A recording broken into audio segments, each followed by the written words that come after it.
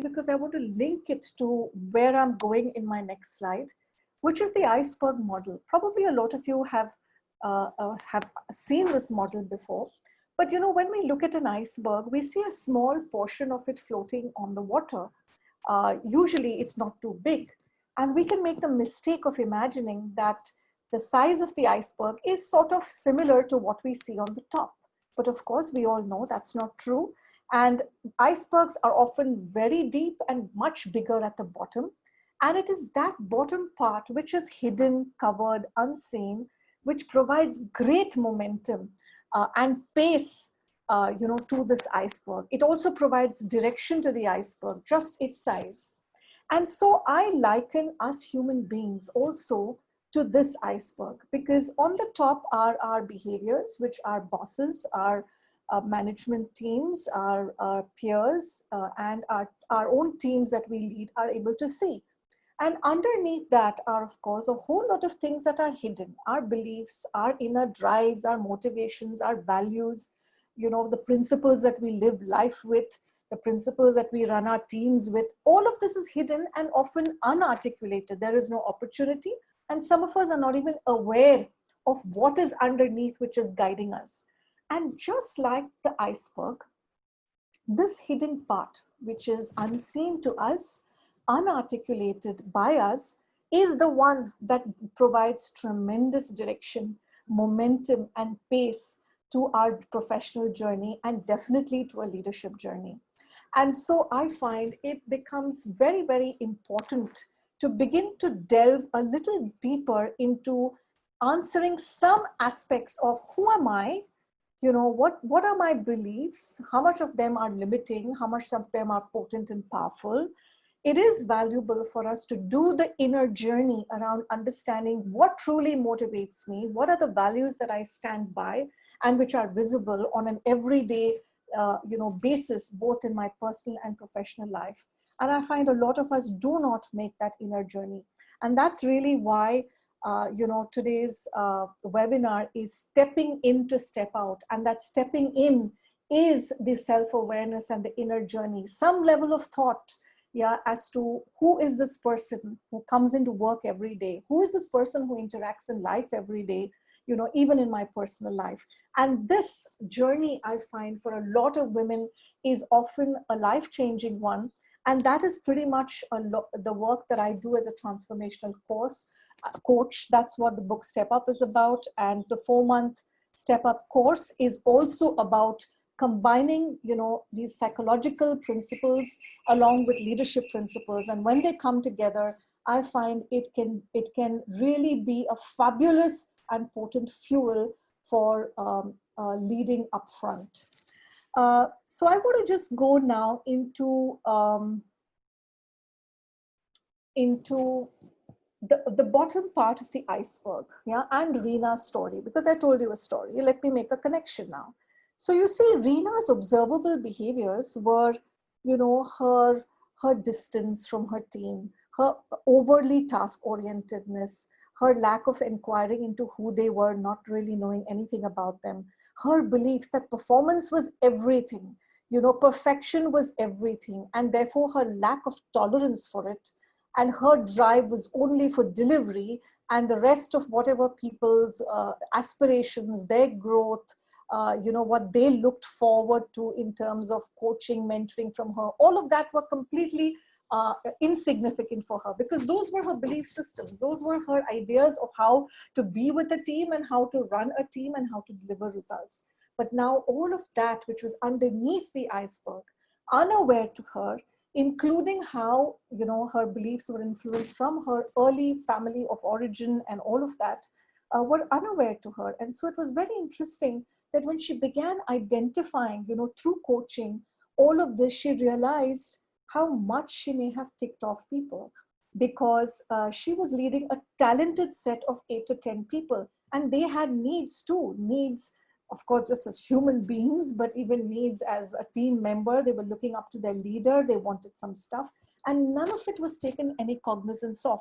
So doing this inner journey, doing the journey for her to go in underneath the iceberg and begin to understand, her own early experiences and how they shaped her, and that it is no longer serving her, was a very, very important requirement, because slowly, as she started to do that, Reena started changing her way with her peers, changing the way she dealt with her own boss, with her team, with other stakeholders in other parts of the world. She really had to make completely different moves. And those moves were coming from her updated belief systems, her updated motivations and values that she began to realize were important for her further leadership journey. And as she began doing that, friends, her behaviors, that is the top of the iceberg, began to change. And the feedback that she started getting from her team began to change. HR was giving her different feedback, and this was a pleasure for her, because she hadn't experienced what it meant to lead in this kind of way, rather than the old way that she was most familiar and practiced with. All right, so that was the connection between beginning to see the upper part and the lower part of the iceberg, which exists in all of us also. So we often forget, therefore, that our personal history over the years has shaped us, and we carry that shape into our everyday experience. What do I mean by shape? Some people ask me, do you mean it's our body? And I say, yeah, it is the body to some extent, and I don't mean thin and fat. I mean how we carry ourselves, yeah? So, on this webinar, you can only see this much of me, but if I were standing, I will show you different kinds of postures and what that shape means. So there are some people, some of us, who have a posture of diffidence. Yeah, we hold our head, our neck, our shoulders in a diffident way. It's almost like, we hunch, we are, and we stoop. Some of us don't have a powerful voice. Some of us are muttering when we speak. We are not clear, we are not potent. Some of us have difficulty managing eye contact. Some of us have a very stoic expression that even when we are meant to meet and greet and be in a slightly lighter environment at work, we are unable to, and we're seen as very stoic, serious, and distant. All of this that I've spoken about is part not just of our mind, but also our body and our musculature. And this is what I mean when I say shape. Yeah. So we have been shaped by our experiences from before, and we often do not even give it a thought. Yeah. But we are actually carrying this mind and body every day into our place of work. And one of the ways in which we understand our shape is through the concept of SELPH, which is an acronym, and this is what it stands for. S is for the somatic, soma also means body. E is for emotions, L for language. P for practices, which is what practices is nothing but our behaviors that we've practiced. And H is personal history. So how do we begin to understand and use this for ourselves? I want to take the example of Reena again. Yeah. So if I have to apply Reena's issue of her team not looking up to her and her team being ticked off with her and having trust breakdowns with her, let's link that back now to SELPH so that we can understand how to use it. So what was Reena's body language? I would describe her body language as distant, very serious, very stoic. She had a very stiff, like an upper lip and chin, rarely smiled, and I remember once being on a meeting. I was shadowing her that day and I was in some of her team meetings, and all she did was come in and say, okay, hello, good morning, and all right, so the agenda for the day, people, is this. And she just dived straight in, although she was meeting her team who had come in from all over India, for this 2-day long meeting. And that was interesting to notice her style of engagement. So her body was distant. You could say it was cold, and it was very, very, let's get on with it. Yeah, let's move into what needs to be done. That was her body language. When you look at her emotions, I found that, Reena was often irritated, upset. She would often get very disgusted and annoyed with people who didn't meet her performance standard. And she would hurry them up out of her annoyance and her irritation. So there was an emotional component to her. And then there was the language piece, which was she would say in her mind that, gosh, why am I stuck? And she has often even told me this. I don't know why I'm stuck with such an inefficient team. Why can't they do better? It's so irritating to be telling senior people, details of what they have to do. This is stuff that they just should know. And these were all things that she was saying in her mind before she said it to me. And so this language and the chatter in our mind about what we're saying influences our behavior. Our emotions and our irritation influences our behavior. Yeah, and the practices that she was used to and the behaviors that she had practiced, were all connected with rushing people, talking down to them, not asking enough questions, quickly going into solutions and saying, okay, this is what you have to do, go on and do it, people, let's not waste any more time. Talking very brusquely, sometimes even rude feedback. And of course, there was her own personal history, which is performance was everything in Reena's life. That's what her personal history and her origins taught her. And so out of that history, she pushed people because she believed that she needed to push them. And, her own standards, which were so high, were almost always held for her team. And then they had to match up to that. So her own personal history was all the time present. So when it comes to us, and we also have an S, an E, an L, and some behaviors that we practiced and our own personal history at any given moment, whether we are in a conflict with with a colleague, whether we are in a sparring match with some peer whom we disagree with, or whether we are face to face with somebody in authority who bothers us and then we lose our voice. Our body, our emotions, our inner chatter and language is all present at any given time. Yeah. And so I find beginning to just be aware a little bit about our own SELPH becomes very valuable in us beginning to understand a little bit about ourselves and in beginning to understand how we possibly land for other people. How are we showing up for other people?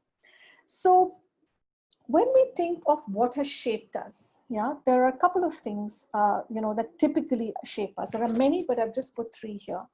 One is our personal experiences. We've all grown up over the years with our, in a certain environment. And in that environment, we have personal experiences in school, experiences, in college, what kind of student we were, other kinds of experiences, in our family of origin. And we have a lot of messaging in our family of origin about all kinds of things. Family of origin gives us messages of what it means to be successful, what it means to be a man, what it means to be a good woman, yeah, what is hard work, yeah, who has the capacity and the right to dream, how is it that we should treat people in conflict, what can be our strategies for trust. So our family of origin, our cultural and social influences, again, we depending on the culture that we grew up, it's different when we grow up, for example, in an Eastern culture, in an Asian culture. It's very different when you grow up in a Western culture, because cultures are made up of different norms, and those experiences that we have through those cultural and social influences are also part of our bottom iceberg, yeah, not the top of the iceberg. All of this that I'm talking about are part of our bottom part of the iceberg, and unknown to us, almost like osmosis, it just comes into us and it sits inside of us, and then it begins showing up in our different exchanges personally and professionally. And some of these things that are at the bottom of our iceberg are limiting. They are not helpful. They are restrictive ways that we have learned about how to be with ourselves and with other people. And therefore, it is very valuable to understand what are these different experiences that have shaped us, through our growing years, through our early years as a young person, through our family of origin. What have we been repeatedly told, which has gone into our lower part of our iceberg? So for a moment now, I'm just going to again ask you to take a moment and just reflect, what are you aware of that has shaped you? Perhaps from your family of origin, perhaps through your schooling, or the community or culture that you belong to, perhaps from any competitive experience that you've had in your early years, these aspects inform us tremendously about a lot of our behaviors that we then show up at work with. So I'm just going to ask you to put into the chat messages, what do you see are experiences that have shaped? Now, maybe in just a couple of sentences, and any of these things could have shaped you. So I'm just going to ask you to put that in. I'm also going to request people who have yourself on video on to switch off your video, because it is very disturbing for others, especially if you're moving, because we keep seeing moving parts on the screen. Please switch off your video. And I'm just going to wait for your chat messages, and I can read your chat. Meenakshi, you say this conversation is very meaningful and you can relate to Reena, and you've been guilty of not suffering fools gladly. Yeah, wow. Thank you for such an honest share, Meenakshi. It's not always easy for us to see these flaws or these shadows in us, and you're so right, we all have them. And you said it very beautifully. Thank you for sharing, Meenakshi. Yeah, so what messages have shaped you, yeah, from your family of origin? Have there been messages around success? What is success? Yeah, what are you supposed to do during conflict? What are you meant to do when you're with somebody in authority? What are you meant to do around opportunities? Are you, what is your attitude towards opportunities? What is your attitude towards people in authority, and how you will dialogue with them? Yeah, so I would love to hear more. Lovely. So there's someone who says that your family of origin is the same as Reena's. All right. Okay. You were told not to get into conflict. Shravanti, thank you for that. Savita says family status, values of money, working in government jobs, don't have a business background, do not go into uncomfortable zones. Beautiful. Yeah, these were absolutely the things that I was expecting to hear. Always told to work hard and perform. Lovely. We'll be talking about this, Aditi, a little later on the call.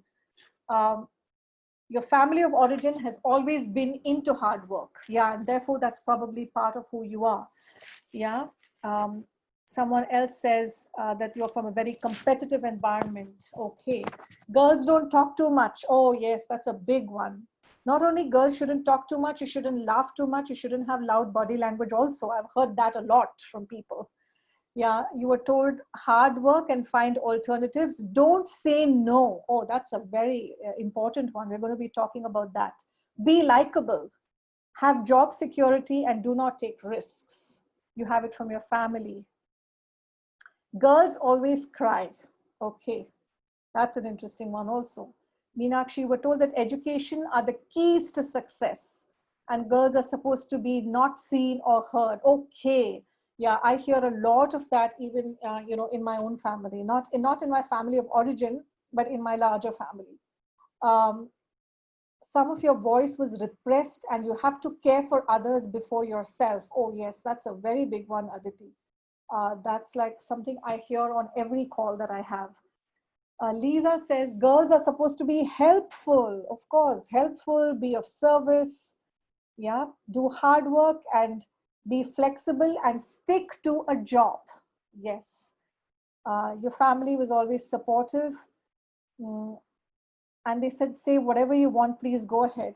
That's excellent that if you have that. Someone else says the father was protective of your sister, but not encouraged me to do what I want and had to. Okay. I understand that he knew how each of us was molded and treated us accordingly. That is a privilege to have such a background and a family that does that. Ranjana says, always been told you came to this world alone and you leave alone, which has made me independent. Yeah, and sometimes that independence, I'm sure, has another side to the coin, Ranjana, for you. Building close relationships has been a challenge. There you are, absolutely.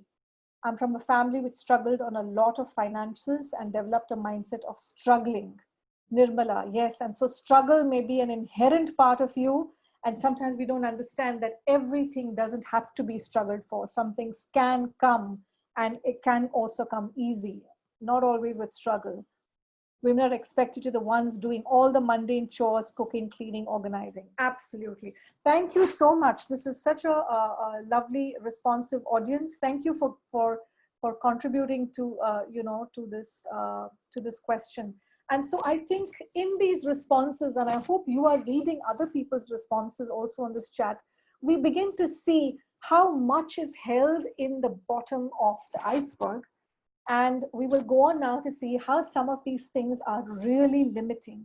And so if we don't discover more and more, today we may discover one or two things, but my intention in bringing this topic is so that you continue to be in this reflective process of what is beneath the iceberg. Because when you do that, my friends, you will find that it energizes your journey very differently. Your self-awareness energizes your next set of actions very, very differently. So please continue, looking and, walking with this question of what are those influences that have shaped me.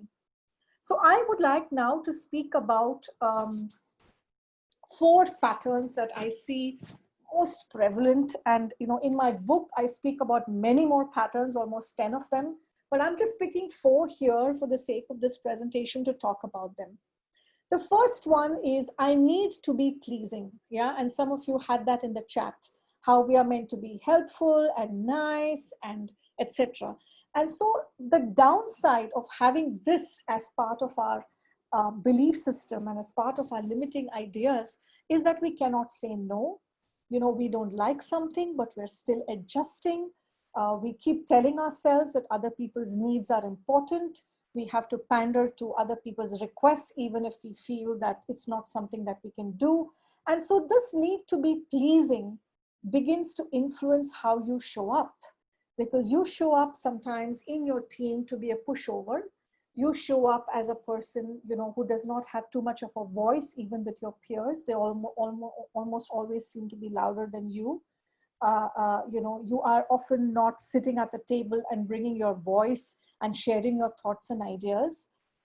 And overall, there is a sense of you being seen as a pushover, very easy to, convince, influence, and you are then not seen as a person who is an influencer. Yeah, because to be an influencer, we can't always be pleasing. Yeah, we have to be able to speak our mind. And so this is a very, very prevalent pattern that I notice in, coming up for women. And this is a limiting pattern, which then stops them from moving ahead. You can see these patterns, dear friends, as like a red signal. Yeah, a red signal tells us to stop.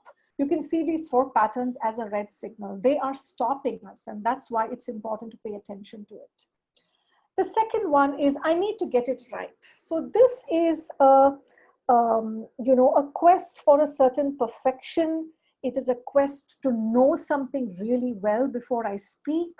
It is, it is a quest to do something really well always, and unwilling to put up your hand if, you don't have the full set of competencies that are needed for something.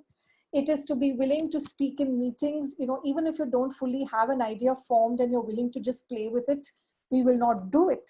And so when we do not do this, we are really seen as people who don't have the initiative, because we never seem to put up our hands. I remember in Lean Sheryl Sandberg, in her famous TED Talk, speaks about how, there was a study done with, with college graduates, and when somebody is asked how well you know something and how did you do on a test, women will always say, yeah, I think I sort of managed well. I worked hard and I think I managed decently enough. While the guys will say, oh, I think I aced it. I think I'm just going to crack that exam and smash it. I won't be surprised if I get way into my 90s. And the results often show the opposite, yeah, which is the women or the girls who said that they did, yeah, sort of okay, they would have crashed the exam and, done their 90s, while the men would do otherwise. And so it's really in how we think about what we know. It's in how we think about expertise, competence. Yeah, and I find the need to get it right can sometimes really be a stopper, because we do not put up our hands quick enough for a new opportunity, for a new position, because we just find that, perhaps other people have it, other people are more competent and I am still not. So that is then the downside of having this as a pattern. The third one, I'm not smart enough. If this is our belief and, our ideas in our, bottom part of our iceberg, then we overall have a sense of low confidence. I think when I asked the question right in the beginning of the webinar, what stops you? There were some of you who put in there low confidence, low self-esteem. And this is very much connected to this third piece. We overall have a sense of I'm not smart enough, I don't think well enough, I am not good with this set of things, I'm not good with numbers, I can't do this, I can't learn that. Other people who have it are naturals. So we have all kinds of ideas about how we are not good enough, therefore, to contribute, to speak up, for promotions. And we really think that putting our head down and working hard at our desk is enough. And therefore, we just don't show up with our thinking, with our contributions, with our smartness in whatever area we have the smartness, we just don't show up. Because overall, there is a sense of not good enoughness that we carry in ourselves. And so we hesitate, we stand back, we're playing the waiting game, and, and we just don't move forward to put our hands up. The fourth pattern that I talk about is just, I can't. It's really like an overall passivity. And this is where I think, what I call is women are not moving forward. They're not taking a step forward because they just feel that's not me. Yeah, somehow I don't have it in me. I can't do this. This set of things have always been a failure. So we think in very generalized, extreme ways for ourselves. And therefore we tend to have a low motivation to try out new stuff. We have a low motivation to, to just play with ideas, before it is formed and we get it, into a good place before we can share it. We have an overall sense of readiness and passivity. Yeah, so we really feel that somewhere things will be offered to us and then we will take it up. Yeah, so it's almost like I don't have the initiative. I don't have the agency to believe that I can change a situation that I am in, whatever be the situation. Maybe somebody is, using, their name to your work, or maybe somebody else is, doing something unhelpful in the team, or maybe there is somebody else who's really being very political, and everywhere your thinking is, I can't do this. I can't raise these things. I can't talk in front of blah, blah, blah. I can't be, this kind of person who calls out or be a whistleblower. So there's an overall sense of I can't. It's really like what you would call a backward move. Yeah. If I had to see somebody who holds this kind of belief there, then they're almost withdrawing from opportunities rather than moving towards. So now I'm going to ask you, which of these four patterns do you identify with? And maybe they're one, or maybe some of you identify with more than one. How do you think this is stopping you from playing your bigger game at work? So I'm just going to ask you to please put for yourself which pattern you identify with. I will just show them to you one more time. Yeah, the need to be pleasing, the need to get it right and to know it all in advance, a general sense of I'm not good enough, and an overall sense of passivity or I can't. How is this stopping you from playing your bigger game at work? Yeah, and even personally, some of these things are very debilitating, because in order for us to move professionally, we have to work out and navigate a lot of personal things at home. We have to make new agreements with how we will be supported. We are not able to do that. So let me just go back to the chat and see what people are putting in. Oh, all right. I need to get it right. Need to get it right. Also, lots of need to get it right. And I'm not smart enough. Yeah, lovely. I see how you have recognized this. That's awesome. I'm really happy to see that. So how is this stopping you at work? You have recognized the pattern. Great. I'd like you to articulate, how is this influencing your progress, or rather not influencing, that's the wrong word. How is it impacting your progress? Yeah, how is it, not allowing you to move? Yeah, I'd love to see some more. So someone here says it impacts your self-esteem. Yeah, thank you, Pratima. You are unable to ask for a bigger role. You're unable to change tracks, and you cannot explore business. Beautiful. You're an introvert. It makes you feel insecure. You're being too cautious. You're unable to assert. You don't push forward your opinions. You don't know how to present yourself. That's a lovely one, Nirmala. It impacts risk taking. Absolutely. Aruna says, you feel I'm not competent enough and I don't even try to get the bigger role. Yes, this is something I hear so much, Aruna. Yamini says, I'm not smart enough to deliver effective results. Yeah, okay. Lack of self-confidence. And Sunmeet says, I'm not smart enough. Used to be a pattern, but now you're promoted at the age of 21. Lovely, wonderful. I'm glad to hear you're working on it. People say you're not comfortable interacting in a group because you feel you're scared of criticism and you hold back. You're trying to get all your tasks right. You give more time to it than is required, and you're not even claiming the recognition at the end of it. Oh gosh, that's such a big one, Savita. Thank you for putting that in. You don't challenge when you're not promoted. So others are moving ahead, you're not, and then you don't know what to say. Stay in your limits.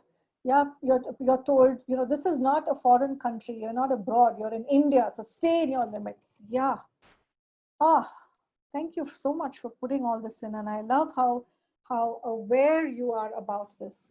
So thank you for that, people. So I'm just going to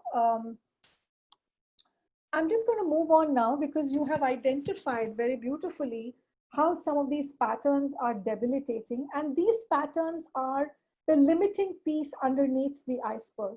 And therefore, you have now established the connection between under the iceberg and over the iceberg. With these responses, it is clear to me that you have understood it. And you can further examine these patterns by looking at what is your body language, what is your emotion, what is your inner chatter, and what are the practiced behaviors. Yeah, so you can make a connection now between the lower part of the iceberg and your SELPH at work, and how you must be showing up with your SELPH at work. So that's the connection that I'd like you to make.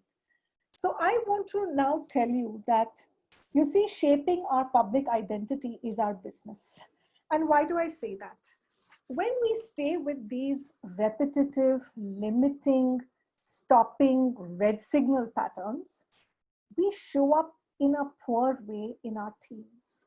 We are not noticed by, by our leadership. We are not noticed by our clients as being somebody of value and significance, because these limiting behaviors, they just show up in a sort of a poor way. And therefore, our public identity gets impacted by the fact that we continue to live professionally with these limiting behaviors. And if we do not change our public identity, ladies, nobody's going to come to change it for us. How are you going to be that person of influence? How are you going to be noticed as a person who contributes exceptionally to your, to your client issues? How are you going to be noticed by leadership who says, this is the person we need to have our eyes on and we need to see how to progress her? How are we going to be looked up to by your team members who say, this is a leader that I can do anything for, and I hope I work in this leaders team for the next many, many years? You see, our public identity, is our, is another form of our CV or a biodata or our profile, which takes us forward. And shaping that identity is our business. And the reason, and not the reason, but the way we shape it is by beginning to move over these red signals and these, these limiting markers that we have, personally and professionally, so that we can move ahead. And so I suggest that one of the ways that we do that is by first and foremost holding a mood and a body language of ambition. Yeah, we can be like this, really down, out, disinterested, distant, or we can be like this, and that's very, very different. The body of ambition and the body of I don't care, resignation is very different. So I think holding particular mood is very important. I also think mind-body practices are very significant. You see, given that the lens that I hold to transformation, which is psychology and leadership combined, I know that learning concepts, models, ideas, that's only one kind of learning. Yeah, but mind body practices that allow us to really feel deeply centered. In fact, I will, later in the chat, put into, the chat message, my website.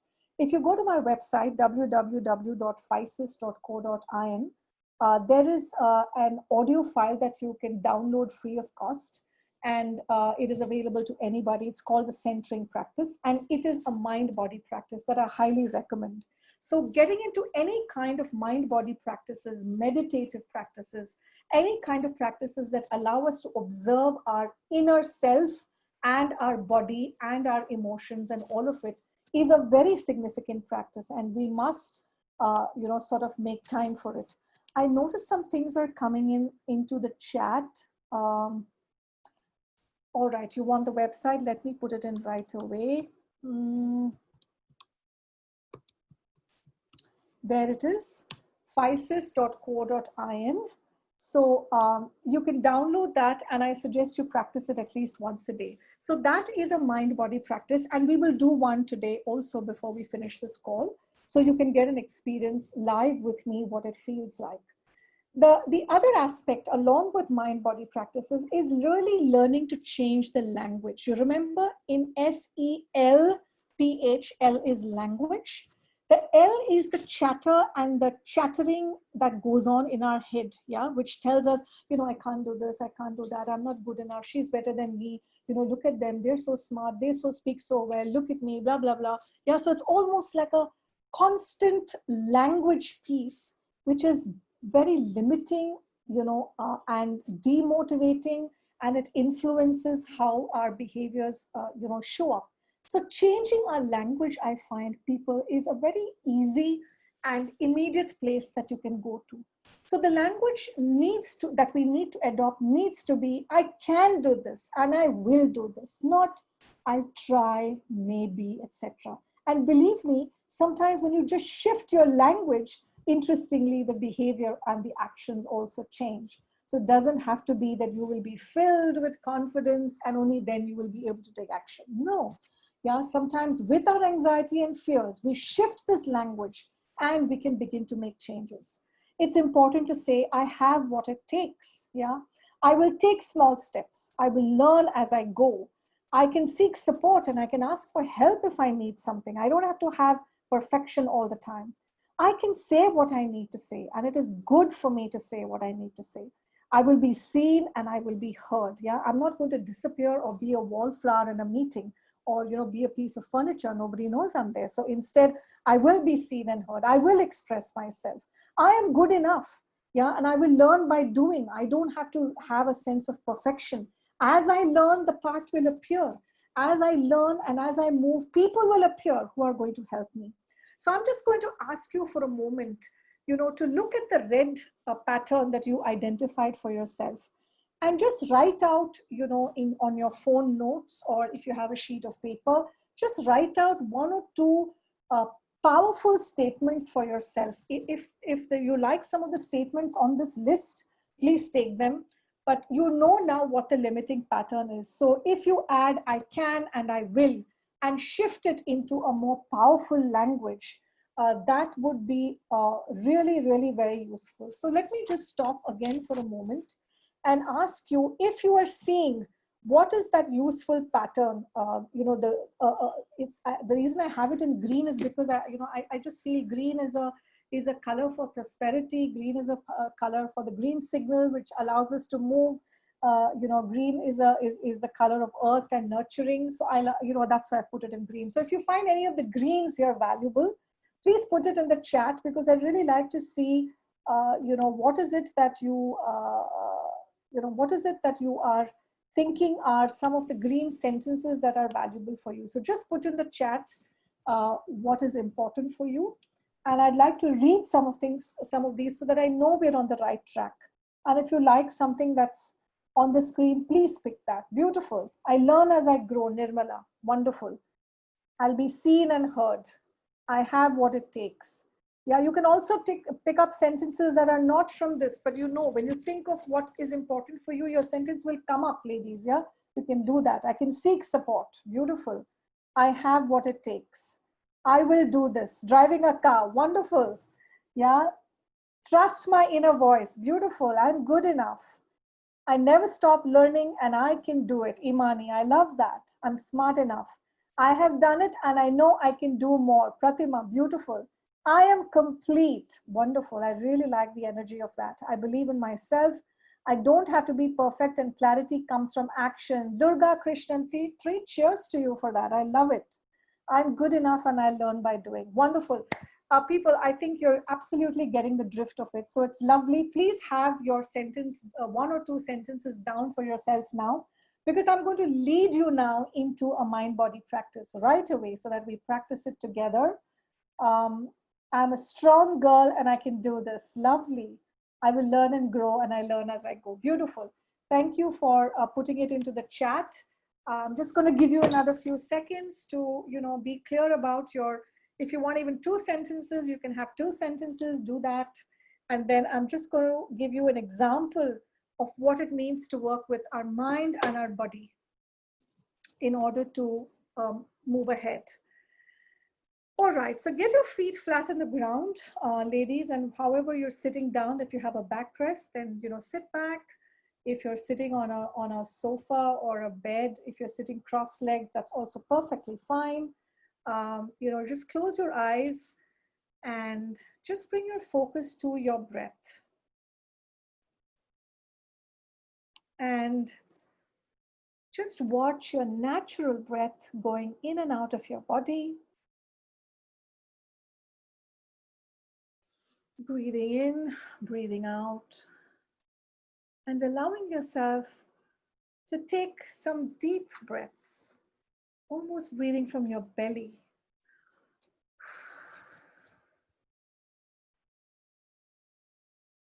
And as you continue to breathe, just notice your body for a moment, your head, your neck, your shoulders. Yeah, just drop your shoulders for a moment. Drop your weight so that your bones in your butt, there are bones in your buttock which are holding your weight. They really feel the weight as you sit in your chair or your bed or sofa, and that's absolutely fine. Drop your shoulders.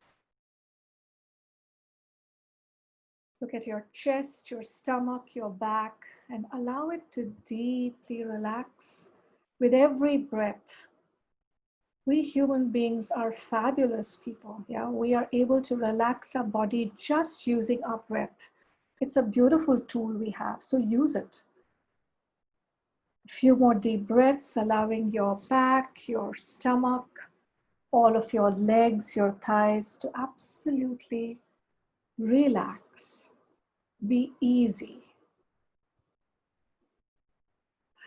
And take a few more deep breaths. And now I'm going to ask you to pull back your shoulders. So you're not collapsed now, but you're pulling back your shoulders, allowing your chest to expand. And when your chest expands, your breath gets a lot deeper. And just notice that. Pull up your spine by an inch. And allow yourself to hold this posture now with your feet flat on the ground. Or if you have folded legs, no problem, that's also fine. And just allow yourself to hold this posture and just notice in your body, how does it feel to have your shoulders pulled back, to have your spine pulled up, almost like there's a rope from your head pulling your shoulders up. And in this moment, as you sit like this, and as you have your eyes closed, take a deep breath and tell yourself, I hold a mood of ambition for myself, for my life, and for my career.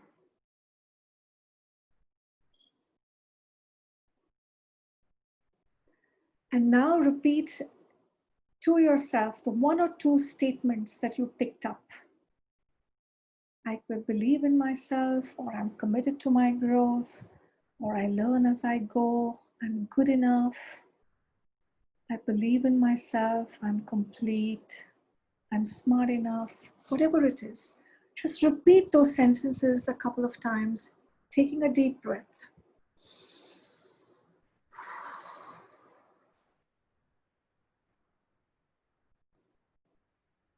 And now tell yourself, I hold a mood of ambition for myself. I have many strengths already inside of me.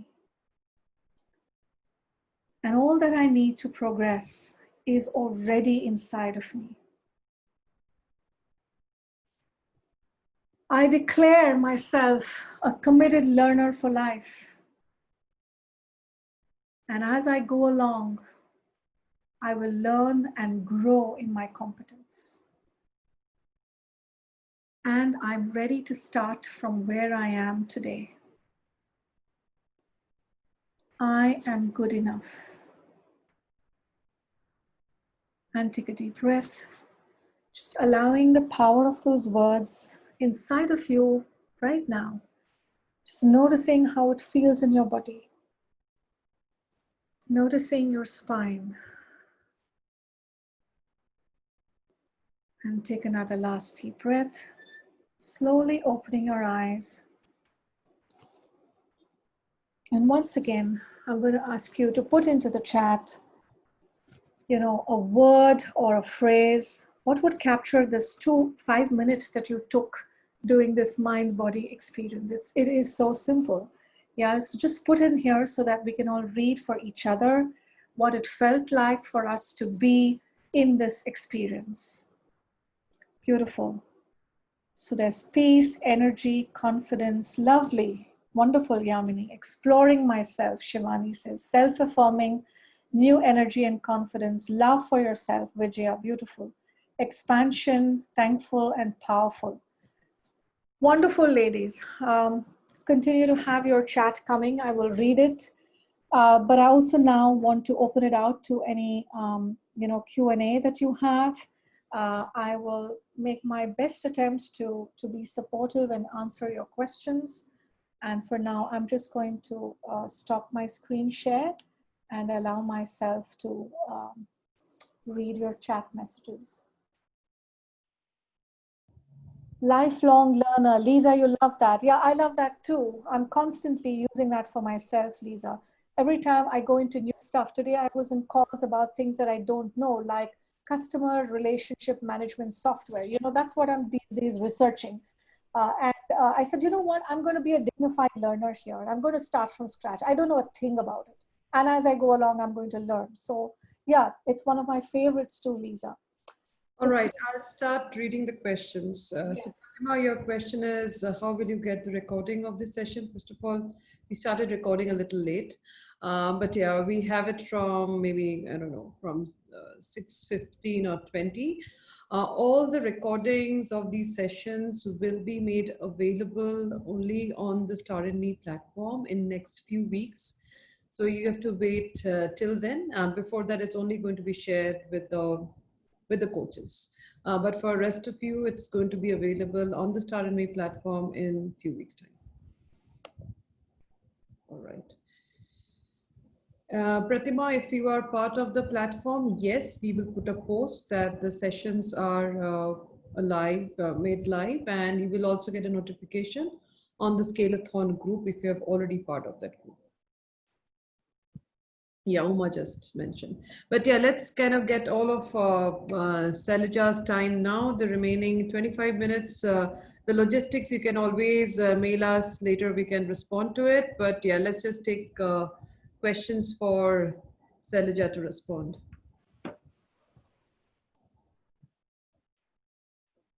Vijay, again, logistics question. Yes, if you are part of the platform, you will get post notification. We will not send out an email for this. Can we have questions for Sailaja? She's got wealth of experience, wealth of knowledge, dealt with women and leadership for more than a decade, I think. Okay. Any more body-mind techniques to expand? That's Aditi's question, Sai, for you. Sai?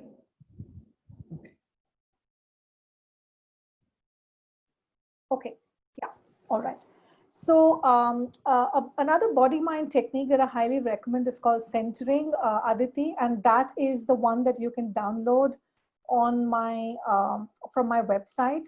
But I would say any kind of body-mind approach which is connected with meditative aspects. This is something that I highly recommend because I find it allows us to develop our own presence, and I talk about it a lot on the courses that I do for leaders, that presence is what allows us to move powerfully in the world, because when we are present, we're present to all that's going on inside, and we become crystal present to all that's going on outside, and this is very important for problem solving. So I find any kind of technique that allows the integration of body mind, any kind of meditative technique, I don't recommend one over the other, but I think there's a lot available outside. I would highly recommend that you integrate it into your daily life. How do I play using my strengths? I think when we have our strengths, Shravanti, first and foremost is to learn to articulate our strengths and not be modest about it. And the other aspect is using our strengths. I would ask you to make some clear offers to your manager and your team. And what I mean by offers are things that are of value for your team. To put up your hand and say, let me do that. To find out from your manager what is the pain point and breakdown in the team that hasn't been addressed, and to volunteer that you will be the person to look at it and find solutions. So these things anchor us in our strengths and allow other people to notice our strengths, and then we are being of service to our leader and our team. So I think this is my suggestion for you. Aruna, you've lost your job due to COVID. How do I start your search for a job in this situation? I'm sorry to hear that, Aruna, and I also know, as I say that you're not alone in this. I think there's been a very big wave of loss of jobs in a lot of client organizations that I work with. Of course, I know saying this is not going to change anything for you, but I still say it because we sometimes can feel that we are quite alone and that others aren't going through this, but there are a lot of people who are going through this. So I really think, the economy, has taken a hit and is going to take a hit because of COVID. So I do think that you'll have to have some patience, Aruna, number one. And this is the time to pull out all your networks, right? Whatever networks are lost, forgotten, buried, hidden, not even available to you. This is the time to pull out your networks, because, through absolute straight channels, you may or may not, be able to move things forward. So I think this is the time to use your network. Look at who is your support network, peers, bosses, ex-bosses, ex-colleagues, friends. This is the time to really put yourself out there, and use your network to move ahead, because you'll have to use formal and informal ways now in order to to establish yourself in the market. And of course, I think it is again very useful for you to know what your strengths are, because you will be far in a more confident place to face your interviews and to make your way forward. How do we handle harsh criticisms? Yeah, I find that a lot of us have learned to take in criticisms and we just swallow it very quickly. And I find, if I have to link it back to psychology, then one of the reasons we have learned to do that, Yamini, is because, when we were tiny and when we were little people, and we were bullied, or things, we were told things, or we were shouted at, etc., most of us as young people did not have the skills to push back. When we're small, especially in our culture, in our family systems, we are not taught to negotiate with bigger people. We are not taught to ask questions. In fact, it is often put down. Therefore, we learn to be receivers, and whatever is given, we have learned to take. We have a lot of practice in that. And therefore, when criticism comes, Yamini, we also take it. So I think at this moment, what I would ask you to do is to remember that, we are not 8 or 10 or, years old. We are big, we have a voice, we have a mind, and it's okay for us to ask questions. And we can do it very respectfully, and yet we can allow ourselves to speak. Yeah, because speaking doesn't mean confrontation. Speaking doesn't mean to return a criticism back. Speaking doesn't mean retaliating to criticism. Speaking just means that I will put my thought forward and place it on the table. Yeah, and we can do that with a lot of respect and care. And it's okay to remind yourself that you are capable of doing that, and that I will speak my, my mind, and I will give my voice to the situation. So that could be one of the green aspects, that you can practice, and you keep practicing it and telling that to yourself, because that allows us to not take in the criticism, instead to be in dialogue around what is the feedback that you're actually being given, because there's some feedback behind that criticism, but they're offering it to you as a criticism. So it's for us to understand um, what is that feedback that they're actually meaning to give us. Nirmala, how to keep the momentum on? I think constantly paying attention to our public identity is really important, Nirmala. In the book Step Up, I talk about 5 different ways to influence your public identity. It was too much content to cover on this webinar. But if you look at the book, you will find 5 different ways that I talk about, because working on your public identity, Nirmala, is very important, because then we stay on, then we keep moving, because we have to keep doing a set of things in order for us to keep our public identity positive. So I would say, a short answer to you is focus on how you are showing up at work. Focus on how you are perceived by your peers, by your team members, by your leadership team, and begin to influence that in a useful and positive way. If we do that, then the momentum stays on. Lisa, how can we coach trusted male colleagues to help create an environment that encourages women and female mentorship? What can we tell them? Yeah, the beautiful question, Lisa. I think a lot of us live with fairly unawakened male colleagues and men. But I'm also happy to say that this trend is slowly changing. Even if it's slow, I'm happy to see it changing, of more awakened men who understand their role and that they need to be allies, in this journey. I find, Lisa, the first most important thing is to not make this a conversation about us and them, men and women. It is to not make it that conversation, because I don't find that a helpful one. The second is, if we do women related events at our workplace, please invite the men into it. Yeah, because we make the mistake of having it only for women, and, allowing the men to think that diversity and conversations around gender are only for men, only for women. That's not true. So I would say invite them and tell them, come on and see what we talk about, and maybe you'll have something to contribute. The other thing that I notice is, to make men allies, sometimes we have to just appeal to them in terms of, and I don't mean plead. When I say appeal, I mean, make it a friendly conversation around why women need to be supported, and how women have got, not a great deal, and, in terms of, forward moving opportunities. I find it's useful to talk about the unconscious bias that a lot of men and women are unaware of. And I think through inviting men into these, what I would call friendly and non-defensive conversations and respectful conversations, we can bring them into, into our circle of trust. And I think, again, the last chapter of my book, I talk about how it's important to make men our allies. This is true in our personal life at home. Right now, for example, as I'm doing this webinar, it's almost 7:30 in the evening. It's dinner time, and I have my spouse outside who's making dosas for the family, and I too am going to join them when I finish this webinar. Yeah, he's a great ally, and I have worked in order to create that ally. It doesn't just magically happen. So I think creating the male ally, I talk about it. I think that's a very important skill for women, especially those of us who are rising up in our careers, that we must learn to have these, what I would call easy conversations. They're not a me versus you. They're not antagonistic, confrontative conversations, Lisa. I hope that was helpful, Lisa. All right. There's another question, I think, from Pratima. Should we do what we feel is comfortable, or should we go with the rituals and traditional instructions given by male elders?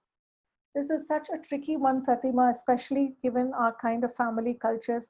I find it very useful to be respectful to our culture and our rituals. But I think when we simply find that those rituals and what we have, those aspects are limiting for us because they're stopping us in some way, Pratima, then I find we have to find a respectful way of talking about it. So I find it is easier, to be able to tell a spouse or in-laws that I wish I could have done this, and if I was on a different day or a holiday or some other, possibility, I would partake of it. But now it's really hard for me, because of these reasons. And so I really think, I will do it when I can, and when I can't, I will not. And so I think, again, finding our voice, allowing ourselves in a very respectful way, to talk about these things in our family, and by talking about how it is impacting us. Yeah, I think how the ritual or the traditional aspect that is expected of you is impacting us. I think learning to have conversations is very important. And again, I talk about it a lot on my Step Up course and on the book. And, it's a provocative question, but I ask, what are the missing conversations in your life? Sometimes we have missing conversations about respect in our personal life. We have missing conversations on what is dignity for me as a working woman. We have missing conversations with our bosses or our peers who make strange comments about women and ladies, in a team meeting. There are missing conversations. We allow them to slip under the carpet.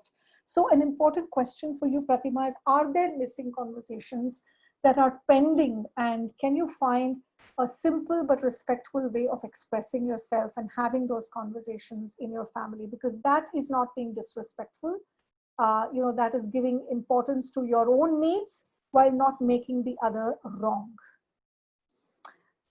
All right, I'm guessing that we have other questions around the feedback and around your recording. And Yeah, no, I think there was one question from Tonmoy saying, can we get a summary of the session? So I said there are oh, two options.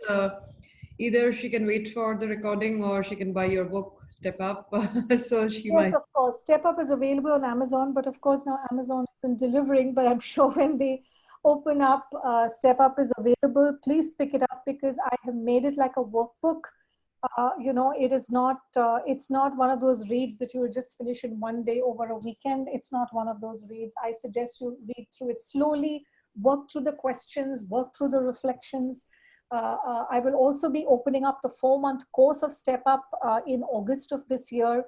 I will put up my details right now. Let me just share my screen again. It has my contact details. Please feel free to be in touch with me, because if you're in touch with me, then you know how to find me, or either on LinkedIn. I also run a community called Lead Powerful, Live Mindful on Facebook. It has a lot of interesting content, which is all free to people who join. And then, of course, all my courses get announced there. So please feel free to be in touch with me and take these details down. And yeah, and then those are the ways I think to access more of this work. This is all that one can do, I think, in 90 minutes. I've really enjoyed this so much, Mova. This has been such a lovely group. Yeah, there are a couple of questions more. I think Okay. Durga asks, how can I work on making missing conversations without sounding too rude? Durga, it's a skill. It's a skill. And I would ask you to first really use the lens of respect, and put out these conversations in your mind first and ask yourself, if someone were to do this with me, would I see this as respectful? And then, if it passes that test, that the statements that you want to make, the points that you want to make are sounding respectful enough in language, then I would ask you to really pay attention to your tone of voice as you do that, and then I find missing conversations can be a lot better. I would also ask you, Durga, to do a centering practice, which is a mind-body method that I spoke about before you do these conversations, because the centering practice allows us to become very grounded and very calm, and that kind of person has conversations very differently, Durga. So yeah, that's my response to you. And I think Kalpi had a good point saying being in a conservative society that, I agree. yeah, I agree. It is tricky. I do think that we have to take it slow and in small steps. Don't pick your most difficult conversation to have. Start navigating it. With small steps. I find this is very important, especially in a family situation. Yeah, because that's a place to navigate with a lot of care. So I would say small steps. Yeah, pick your battles, choose the conflicts that you want to talk about. Everything, it may not be something to talk about. All right, there are several thank yous. Thank you very much. All right. So I think, yeah, we are 6 minutes away. Just giving a minute for any other question. Oh, I think, yeah, there are also positive comments from Imani for the wonderful session. It's boosted her confidence. But ladies, as we said in the beginning of the session when it started, a simple gesture that you can do for the time Sai spent on her session is to share your feedback in a structured manner. It just takes just a minute to fill that form that we send you after every session, because the information that you send on this chat gets vanished after this gets over. Just takes a minute to do that, and if you can do that, it'll be wonderful. That kind of remains with Sai and one of the session, and also what else would you love to hear from her later on in any other session that we organize. So both ways, I think it will make a lot of sense. All right. No, there are only thank you messages now. There are no more questions. Okay, all lovely Thank comments. you, everyone, for your feedback. I read it. I see your gratitude and your warmth. Vijaya, Meenakshi, um, Pratima, beautiful. Ranjana, thank you. Thank you, everyone. So thanks a lot. I think wonderful, wonderful audience. Love the way you all participate in the chat, and that's kind of makes the session much more meaningful and exciting. I think for Sai also, as she takes the session, because she keeps on getting that validation that you're listening to it and responding it well. Thank you, and thanks a lot, Sai, for taking us. I know your step up book is much more than what you could cover in just 1 hour, and would really invite all of you, if you can, get hold of the Step Up book, and if Amazon in your place delivers, do buy it. I have a copy with me, and it's really helpful.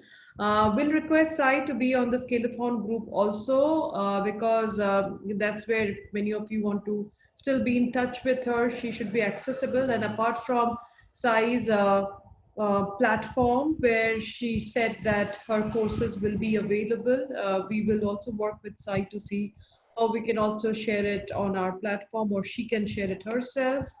But yeah, stay well till the next session. Thanks a lot, Sai. And please do take out just 1 minute as you sip your cup of tea or coffee to give your feedback for the session. That'd be really helpful for both Sai and us. Thanks a lot. Thank you. Thank you. Thank you, everyone. Thanks, Moa. I can leave, right?